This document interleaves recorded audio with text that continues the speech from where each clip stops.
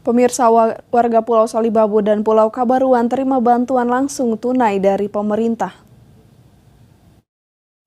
Memasuki awal September tahun 2022, pemerintah masih terus menggelontorkan sejumlah bantuan kepada seluruh warga masyarakat yang ada di sejumlah daerah, tak terkecuali bagi warga yang ada di Kepulauan Talaut.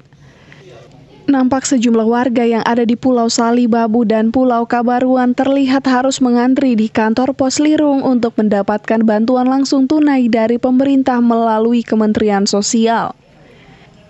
Caranya pun terbilang cukup mudah dalam proses pencairan bantuan langsung tunai kali ini, hanya dengan menunjukkan kartu tanda penduduk serta kartu keluarga warga sudah bisa mencairkan dana bantuan langsung tunai tersebut.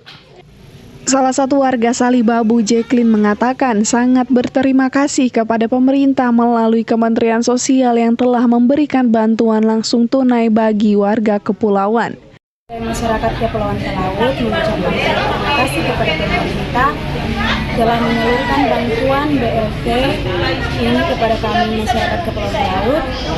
Kami sangat mengucap syukur karena sangat membantu kami masyarakat Kepulauan Talaut. Diketahui bantuan langsung tunai yang diterima kali ini sebesar Rp500.000 dengan rincian untuk tahap 1 sebesar Rp150.000 dan tahap 2 berjumlah Rp150.000 serta ditambah dengan bantuan sembako dengan nominal uang tunai sebesar Rp200.000 sehingga uang yang harus diterima warga saat pencairan BLT tersebut berjumlah Rp500.000.